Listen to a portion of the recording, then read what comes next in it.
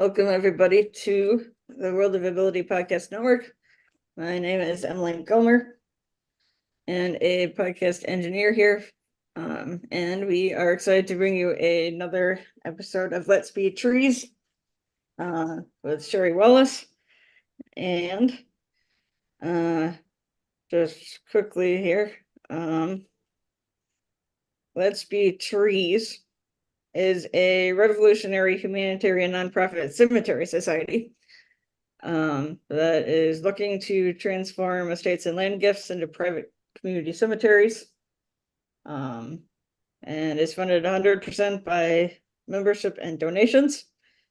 And so if it wasn't for Sherry, I don't think I heard or anybody would know about this. So this is a awesome thing to be learning about. This we just learned in the last end of last year, I think, is what we met you, Sherry. And so I'm gonna bring Kurt to see. Kurt, what do you have to welcome? What do you have to say today regarding Let's Be Trees? There you go. Well, again, my name is Kurt Roscoff. I'm here in Milwaukee, Wisconsin. And so I am delighted to be a part of this interstate, occurrence here with Sherry down in North Carolina. And so we are going to see what we can do with the 50 United States of America as we are, yes, revolutionizing the funeral industry and creating this structure of natural burial and this innovative way to better use land for cemeteries. And this is something that is, on the topic of one of the two certain things that they say about life, right? They say, you got your taxes and then death.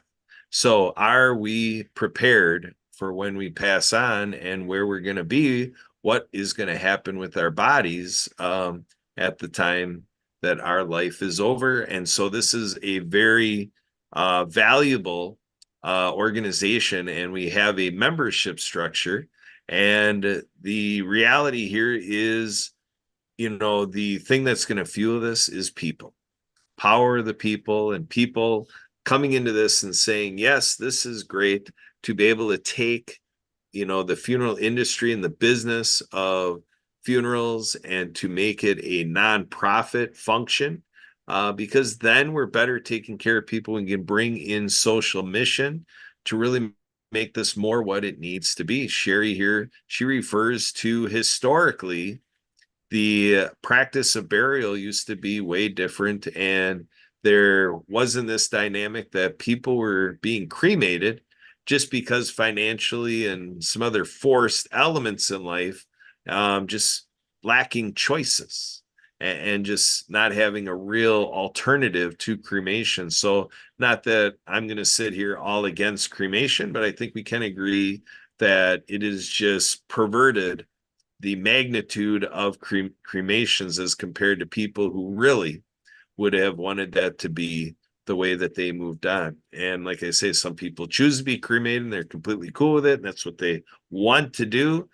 But we're proposing that number of people is just a minute fraction of the number. So we're going to try to get this more equitable, more reasonable, and we're hoping to inspire everybody out and around, including myself, to take a look at better preparing for that inevitable point at the end of our lives. So Emily, why don't we bring Sherry on in here, and Sherry will bring you in. You're the inspiration of this show, Let's Be Trees. We here at the World Ability Podcast Network are pleased, proud, and privileged to have this opportunity, to have this format, to have this discussion. So Emily, how are we doing here? Are you able to? There we go. All right, Sherry, take it away. You heard Emily and I talking, so this is a little bit of the teacher being able to see how the students are doing. Sherry, how are we doing? Are we representing your mission anywhere close? How are we doing? You're doing fantastic, both of you. I'm so happy. I'm so proud of you, Emily, and putting this together for us as she just checks out. I think she had to go do a phone call.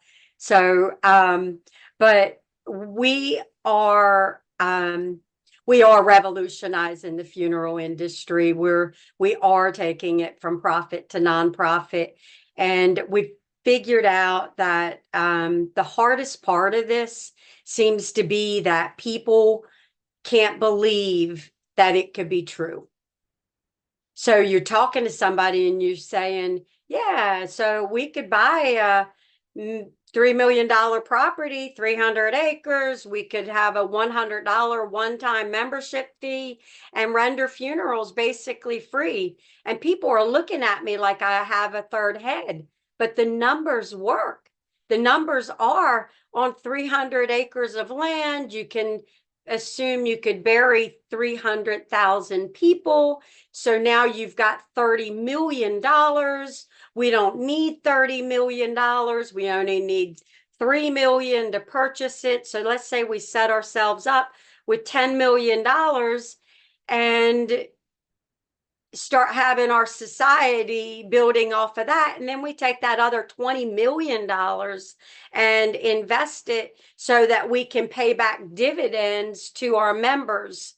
That's when funerals really become free. And everything other than your $100 membership fee is an elective.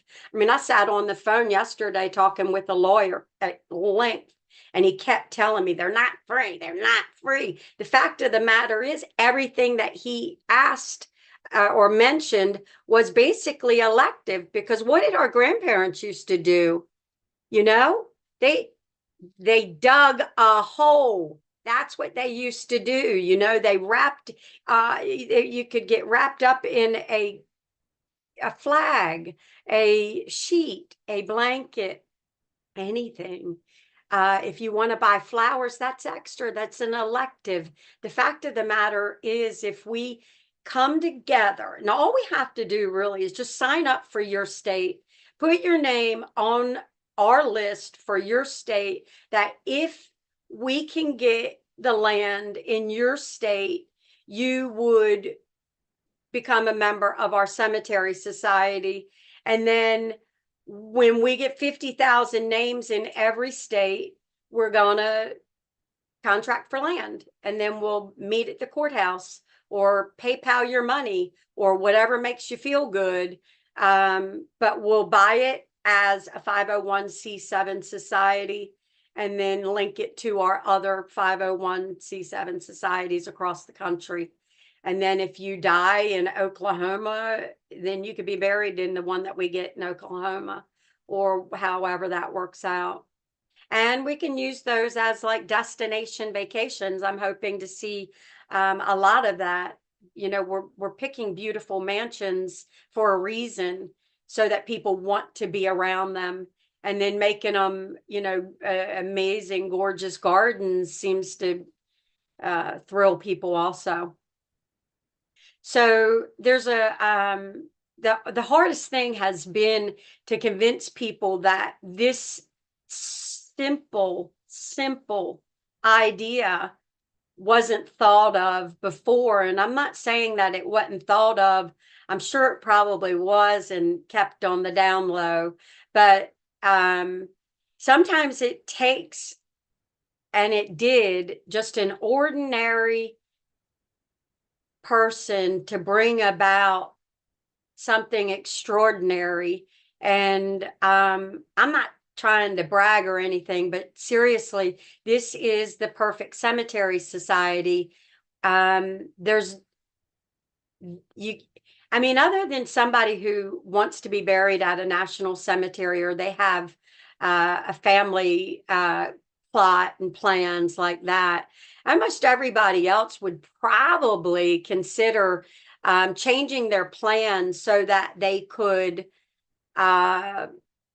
save money and be a part of something really different, and an option that they didn't have when they made their original plan A.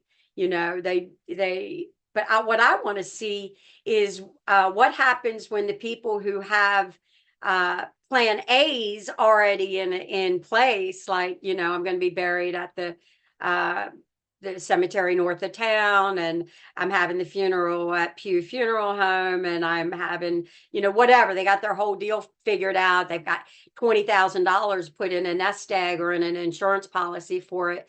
What happens when those people change their mind and become a tree in the garden with us?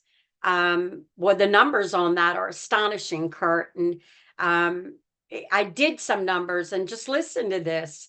If 300,000 members saved an average of $10,000 per funeral, our 300,000 members for our one society, those members would save $3 trillion. So what happens to that $3 trillion now that it's not in the ground, it's not in the funeral industry, it's in your family's pocket? You know, what does that look like to you? Now you got an inheritance instead of you know, a clock. Maybe, or maybe somebody wants to go on a cruise instead of, you know, that's what I want to see. I want to see people live with that money they put aside. What do you got, Kurt? Excellent, excellent. Yeah, a lot of great aspects here. A lot of good run through in terms of all the considerations here. And I want to check in to see if Emily, are you here? Are you able to assist us here? Otherwise, Emily, can you bring up the form? I'd like to show our audience how the website works and scrolling down. So Emily, are you going to be able to do that for us, or should I go ahead and do the screen share, Emily? I'm doing it. You're doing it. All right. So when she brings this up, you're going to be seeing letsbetrees.org.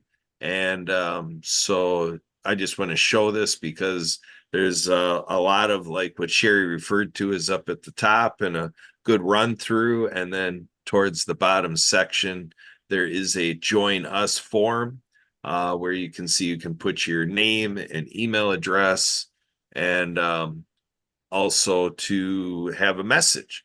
So, you know, we might recommend that in that message field, I did notice that there is a join us for funeral reform at the top, but we can go back to that. But what we might recommend here is that in that message field, you indicate what state you'd be inclined to be buried with. And what I might say is, you know, I'm in Wisconsin, so anybody that for sure is a stakeholder in Wisconsin, or this is kind of where, you know, your burial plans would take place, feel free to definitely be in touch with me. You can be in touch with me through the organization, through Sherry. She can get you in touch with me. I can also share that my phone number is 262-372-1SKI. That's 262-372-1754. And I have an email address, Kurt, K-U-R-T, at spiritofthegame.org. And then Emily, can you bring that back up? I just want you to demonstrate with that other bigger, that narrower, wider button, what happens there from closer to the top about where it reads join us in funeral reform. That's a special donate here. You're welcome to use that and go ahead and reserve your spot. The memberships are $100, one-time fee. I know it sounds amazing, but you know, we did the math. It's $30 million. So a one-time fee of $100, you can pay for it up front, but you don't have to pay anything to join us. So at the bottom where we were earlier, where it's you just leave your name, your email address, and what state you want to put your name on that list. And once we get 50,000 people in that state, we'll contract for land. You can meet us at the courthouse or send it via PayPal. Yep, there you go. So Emily, can you bring that up again? You're kind of going a little fast. I kind of want to bring it back. I want it to be really obvious where you clicked. I just want you to show where you clicked to get to that PayPal screen to just help sort this out for our demonstration. Are you able to bring the screen share back up for us, please?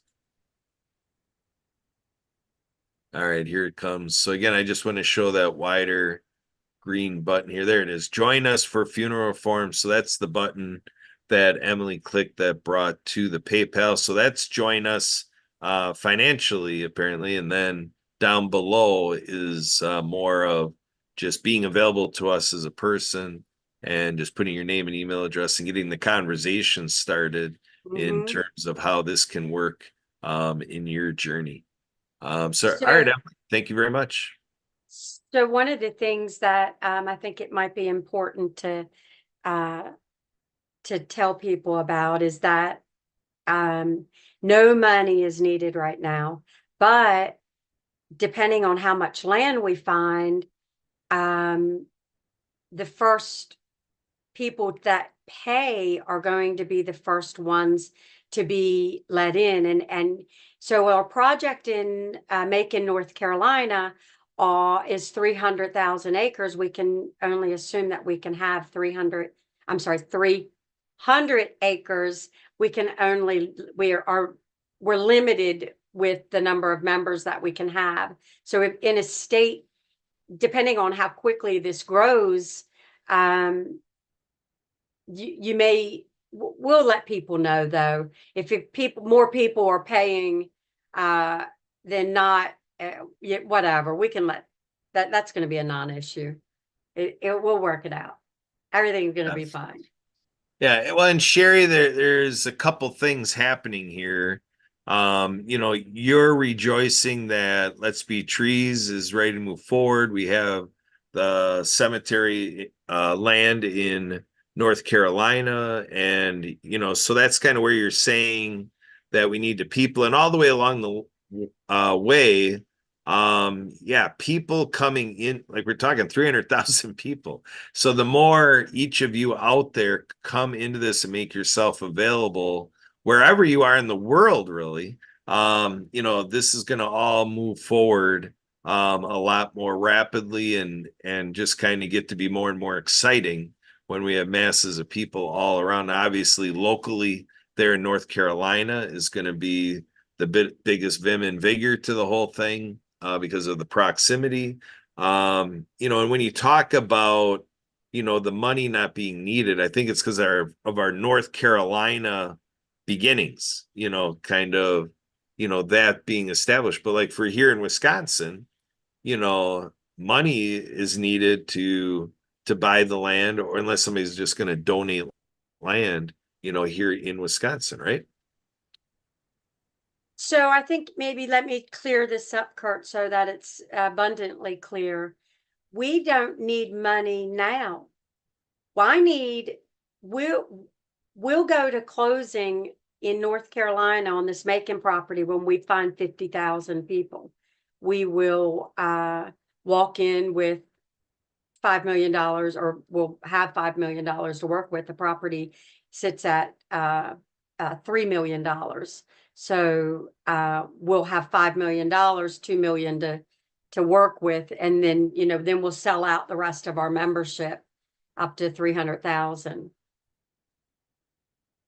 So really, I just want to find 300. I want to find 50,000 people in Raleigh, North Carolina, the greater area, and there's at least 3 million people within a 200-mile radius, at least, Kurt. So if 75% of 3 million people don't have a funeral plan, 50,000 is only 5%.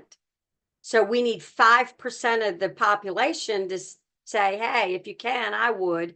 And then we'll secure the land and sell the rest of our membership out and open up. But we don't have the property in North Carolina. We are crowdfunding for it.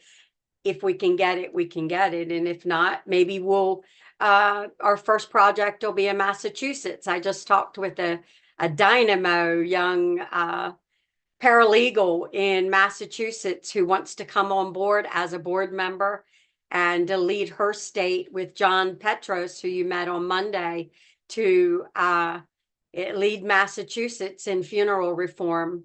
We found a beautiful property up there, and she says she's got a family of 40 people that she knows would join in a minute. So we've got a new board member and some stuff happening in Massachusetts. I'm very excited about it, and I'm happy for the people up there. I don't know what everything looks like, but yesterday I talked to a funeral director who also was happy. Well, he's studying to be a funeral director.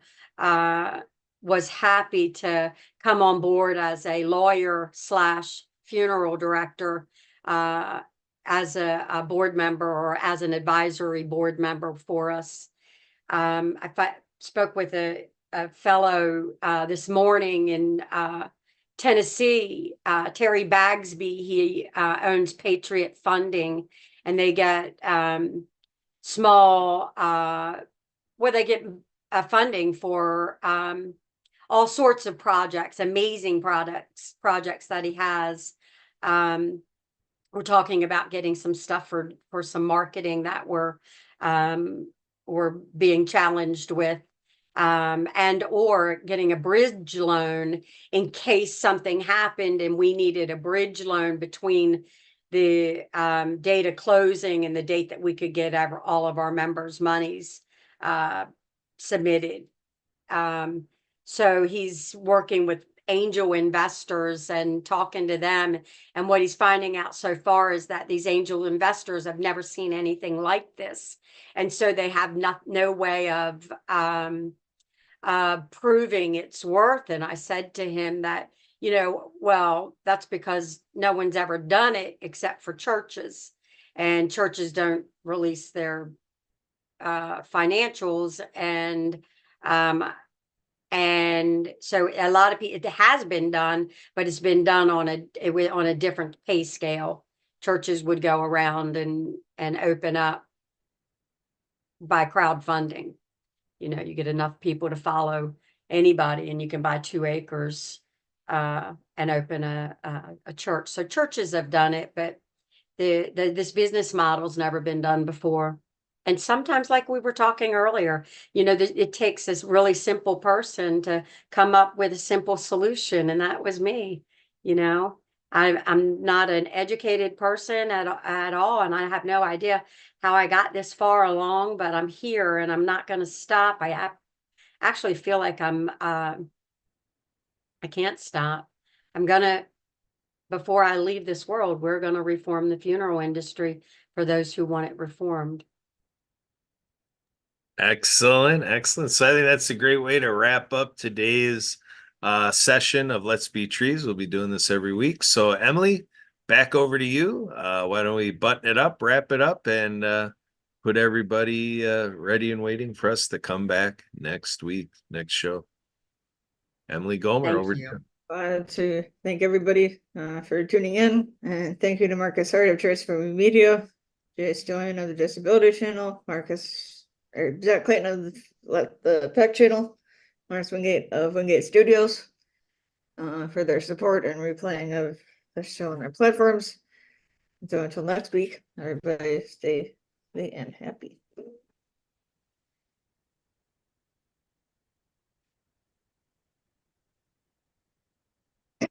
How was And it? Trent or Julius, whoever's here, will you please shut off the or never mind.